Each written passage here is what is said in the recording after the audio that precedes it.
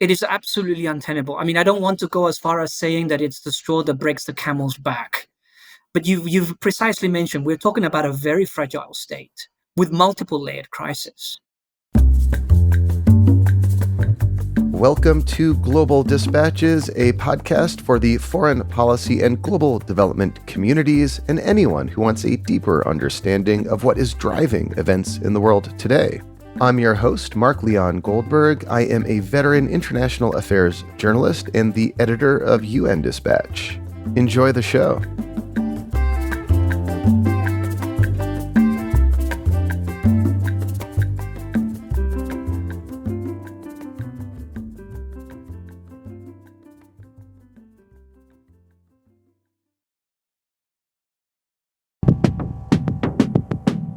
The escalating conflict between Israel and Hezbollah has sparked a very fast-moving displacement crisis in Lebanon. Over the last couple of weeks, as Israel intensified strikes and mounted a ground invasion of southern Lebanon, about 700,000 people have fled their homes. This is on top of the 100,000 people who fled southern Lebanon soon after the October 7th attacks, which included some trading of fire between Israel and Hezbollah. But in the last 2 or 3 weeks, what was a limited conflict has escalated very sharply, causing this new displacement crisis. On the line with me to discuss the contours of this crisis and the impact it may have on Lebanese society, politics, and security is Juan Gabriel Wells, country director for Lebanon at the International Rescue Committee. As he explains, this new displacement crisis is layered on top of several other crises impacting Lebanon today, including a deep and enduring economic catastrophe. I learned a lot from this episode. I suspect you will as well. And this is a good opportunity for me to plug my new To Save Us From Hell podcast, which is a weekly chat show about the United Nations in which co-host Anjali Dayal and I get super nerdy about all things UN. The name To Save Us From Hell is drawn from a famous quote by the former UN secretary who said once that the United Nations was not created in order to deliver us to heaven, but to save us from hell. If you're a UN person, you know that quote. It's a good one. So last week on To Save Us From Hell, we published an episode devoted exclusively to UNIFIL, the peacekeeping mission in southern Lebanon, which has come under sustained and deliberate attack by the Israeli Defense Forces. No peacekeeper has been killed, at least yet, but if things continue, it's only a matter of time. We discuss what it means for the UN and for regional security that UNIFIL is under attack. That episode, like most episodes of To Save Us From Hell, is behind a paywall. To unlock those episodes and get full access to this show, you'll need a paying subscription at globaldispatches.org. Please visit Global Dispatches and get that paid subscription. You'll unlock great UN-related contact, as well as help me keep this promise, this dream of humanitarian journalism alive. Thank you. I'll post a link to globaldispatches.org in the show notes of this episode. All right, now here is my conversation with Juan Gabriel Wells, country director for Lebanon at the International Rescue Committee.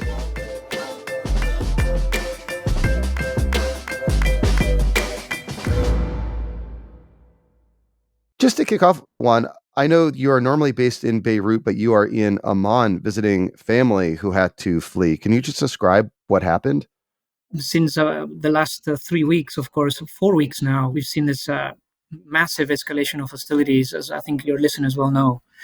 And we had to take certain decisions, my organization and I, of course, leading my organization there with my team of security. We had to take certain decisions with international staff in particular, whom we have a duty of care to get back home, right, and to ensure that they were safe. Of course, that impacted my family. We had been in Beirut since around mid-2023. We'd been there for about a year and a half. And yes, unfortunately, we had to evacuate. I'm still based out of Beirut. I'm just here for a couple of weeks working from our regional office in Amman. I call it privilege to displacement, in a sense. As an international contracted staff, we, of course, have certain privileges and others that most of the people that are being displaced right now do not have. But I think it just goes to show, Mark, the fact that it's affecting everyone. It doesn't really matter where you are, who you are. I mean, out of my 350 very committed humanitarians I have in country, at least 30 have been displaced at least once in the last just the 4 weeks. And I'm not including them myself in that, and my family, of course. I mean, what you describe is a microcosm, an exceptional microcosm, as you noted, because you are international. You could pretty easily cross the border and flee to Amman, Jordan. But presumably for most Lebanese, that's not the case, or most people in Lebanon, that's not the case. Can I have you just describe the scope of the displacement crisis in Lebanon over these last 3 and 4 weeks? What sort of numbers are we working with here? I've worked across many crises and emergencies worldwide, and I've seen some very, very rapid displacement. I remember 2014, right after the fall of Mosul to the Islamic State or Daesh, or coming into Erbil on massive scale, very quickly, hundreds of thousands. And what I'm seeing here is, I would say, more than comparable. I mean, we're right now at a cumulative figure of almost 800,000, officially 800,000 internally displaced persons.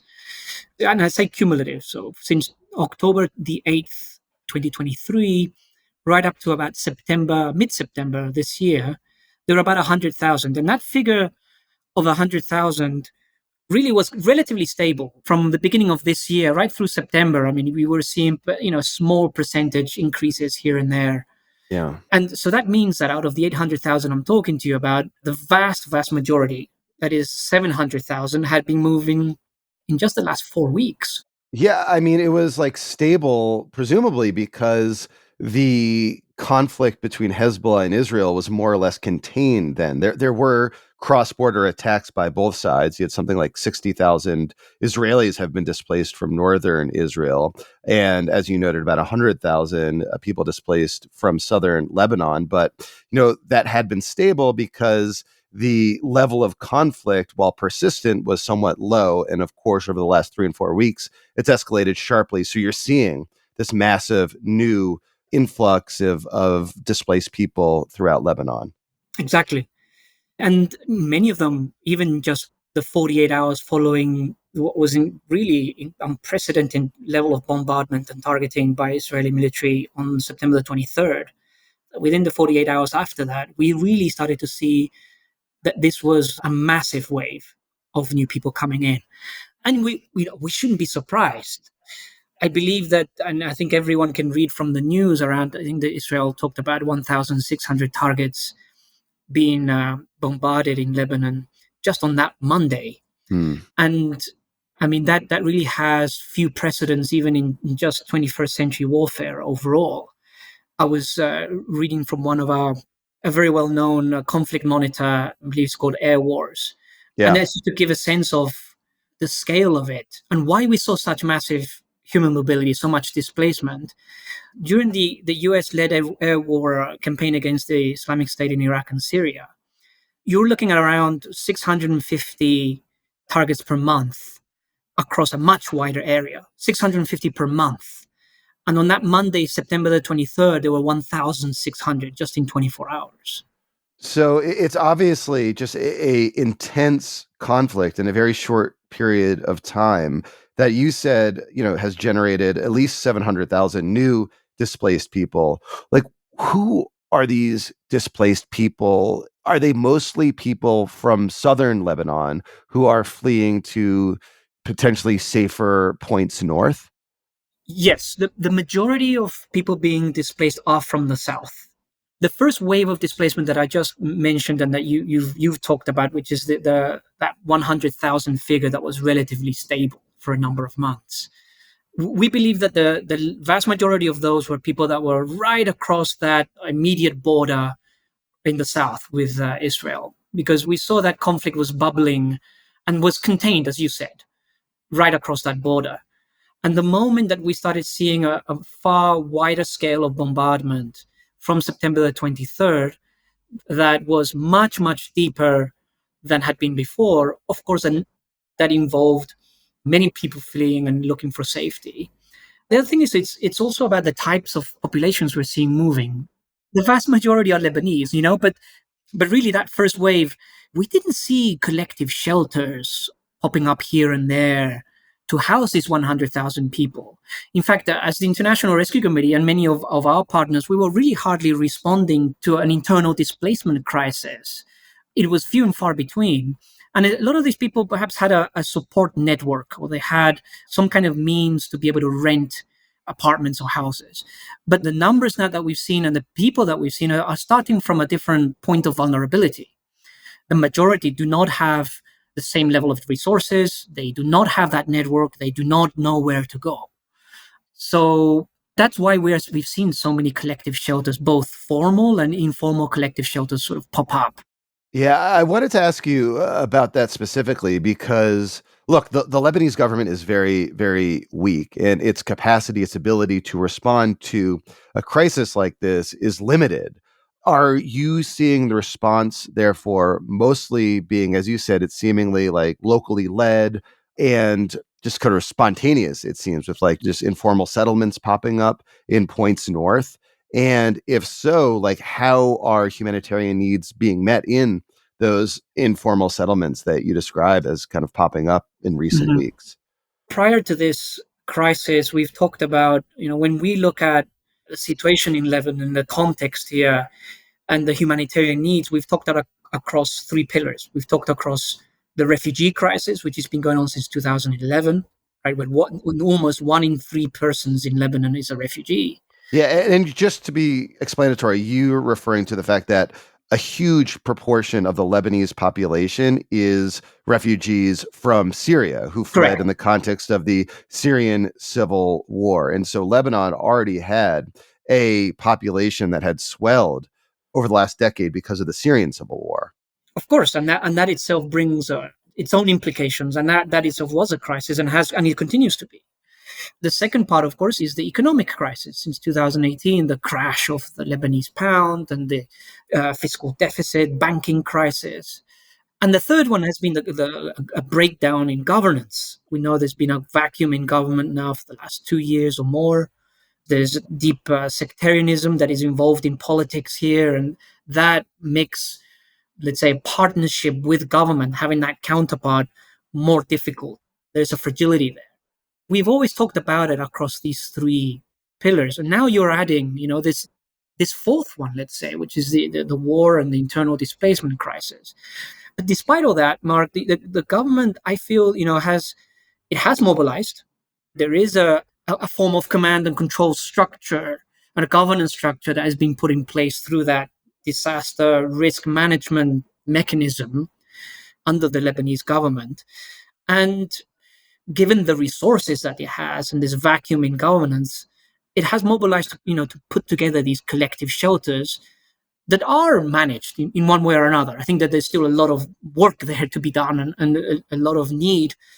But I think some credit needs to go to the fact that they have mobilized so quickly in that manner.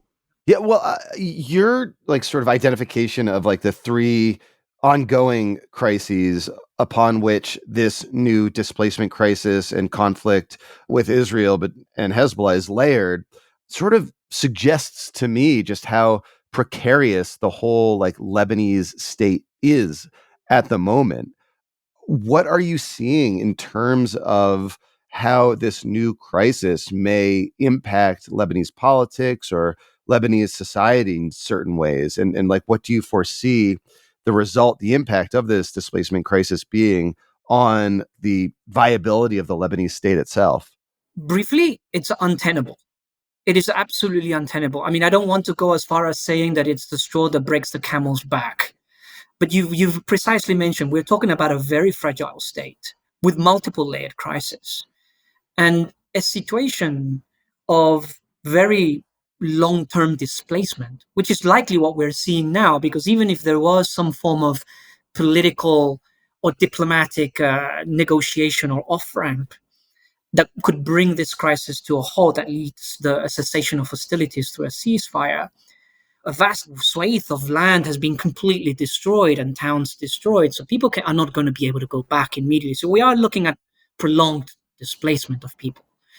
And I think that is an untenable situation. We cannot have, I don't think Lebanon can sustain really in any way, shape, or form, economically, financially, politically, or even from a perspective of the social fabric this current status quo.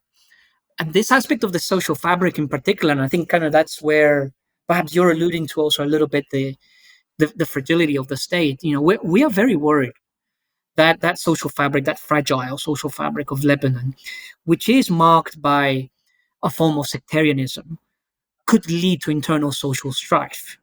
What would that look like? What would that mean in actuality? It could be something that what we've seen perhaps with the refugee crisis. Let's look at a precedent, and I think that's a good way perhaps to start. The precedents that has been created over the last few years, and increasingly so with the Syrian refugees that have been in Lebanon now for some time, is increasing one systematic discrimination. We've seen in some levels persecution and marginalization of this population, whether it be because of they are not given certain rights of documentation, they do not have livelihood opportunities, they're not wanted in communities. That hospitality that has been there from the Lebanese for so long. I think there are many communities now feeling aggrieved at having refugees are in their doorstep, and simply, you know, over the last 2 years, certainly by both the Lebanese armed forces, by the government itself, certain measures, administrative or restrictive measures we've seen on refugees, which we've called out on, and we obviously talk to the government about, and we do not want to see. And if that's something that we've seen with the refugees pre-war, certainly any refugee that is moving from the south and is being displaced 2, 3, 4 times, they've got nowhere else to go.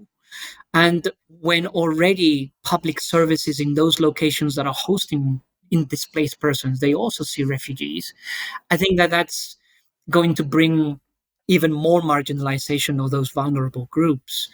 I think on top of that, Mark, is the aspect of, let's not, beat around the bush here. The vast majority of those persons displaced in the south are from a particular Muslim majority of the Shia, and they're moving now towards areas that have traditionally been not necessarily Shia. Many of them have moved to Dahir. This is the southern suburbs of Beirut, which are majority Shia. But now that's being bombed, many of them are moving to other areas. And we're already starting to see in local news what that does, and that is villages and towns not accepting refugees, barring them from coming, a lot of suspicion in local areas about who is coming into their towns and villages, who's being housing there, because we've seen the widening of strikes by Israel anywhere based on their own intelligence. And I think that that's obviously deeply concerning what that could look like. So it's interesting. This population displacement that's happening is displacing people in such a way that a majority Shia area might be emptied and people might move to areas that are mixed. And given Lebanon's troubling sectarian history, that might lead to social strife, conflict. I think it could. And I think all of us that's what we're worried about. We're, of course, very worried about, and we're watching it very closely. And that's where the onus remains on organizations like mine, or I think the government itself, other United Nations partners, to ensure that the emergency response should continue to have a sort of an aspect of conflict sensitivity. And what we mean by that is making sure that every time that we are delivering any form of support to populations in need, that we understand the social dynamic, that we understand that there is this social fabric in the background that we need to take care of, and we need to make sure that we are not doing harm, that we're not doing anything worse to aggravate it. So that's the conflict sensitivity. And I would go even further in that. And I think it's the onus on us to also look at ways to mitigate that and to see how different communities can come together in this new status quo. But it's a very, very difficult situation. We're talking, as you know, deep-seated and historical issues which are not going to be solved through our own emergency programming.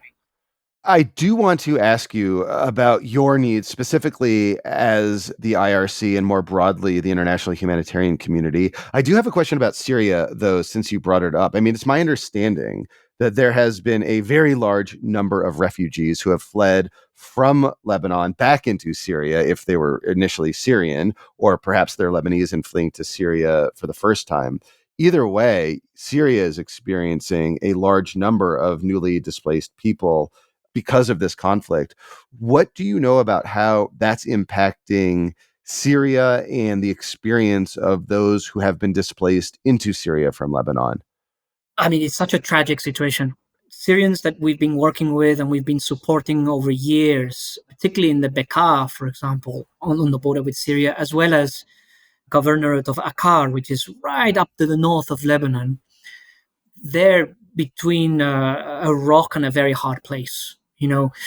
They've already been under a lot of pressure here in Lebanon over years, and now they're having to cross over on the other side. And I think that fleeing from violence in any way, shape, or form in itself is inherently a forced type of mobility. It's a forced type of displacement.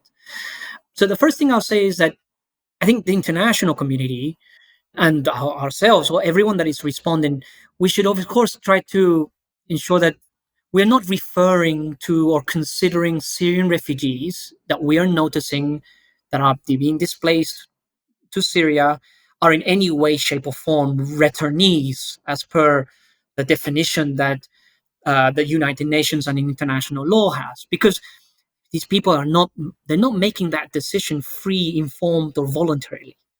So these are people that are being displaced once again forcibly into their country of origin, but they are not returnees per se. That's not being done voluntarily.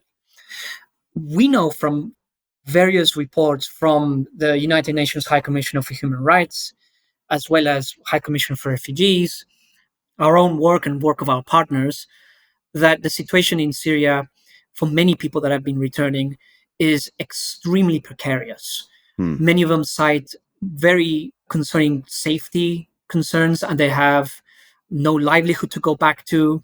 Many of them do not have a home at all. Their homes have been destroyed. Of course, what's worrying on top of that is that you have certain areas that are called sort of no man's land across that border, where people can get very easily and very, very quickly exploited, particularly, children traveling on their own, women. And that, of course, is not something we want to be seeing. It's something that we're trying to monitor and make sure that we're working with our partners there to try and support in some way.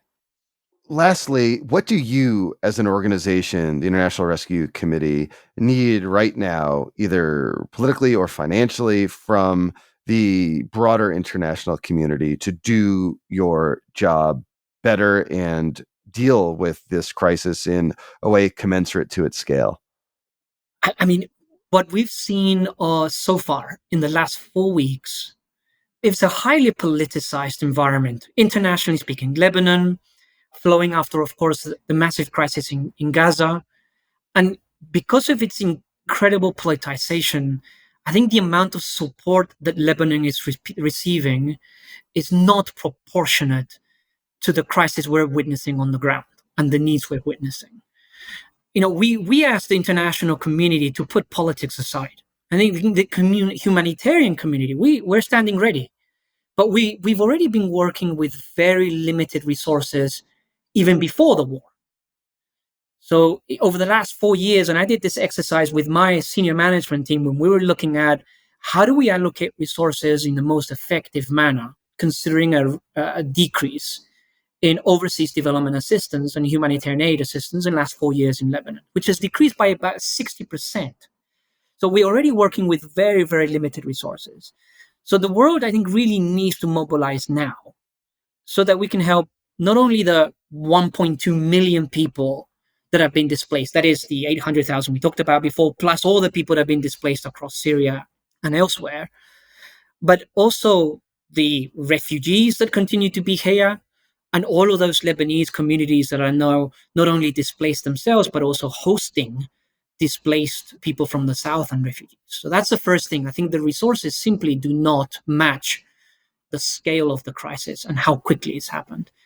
And I think the only thing that can really stop this is that ceasefire. Everyone is really exhausted.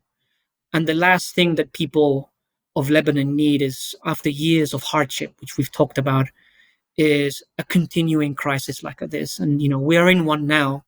It needs to stop so the suffering can stop. Juan, thank you so much for your time, and please stay safe. Thank you very much, Mark, for having us.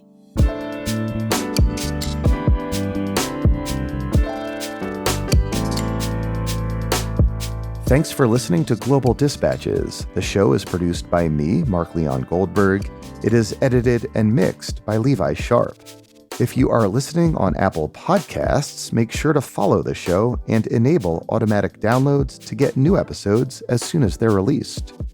On Spotify, tap the bell icon to get a notification when we publish new episodes. And of course, please visit globaldispatches.org to get on our free mailing list, get in touch with me, and access our full archive. Thank you.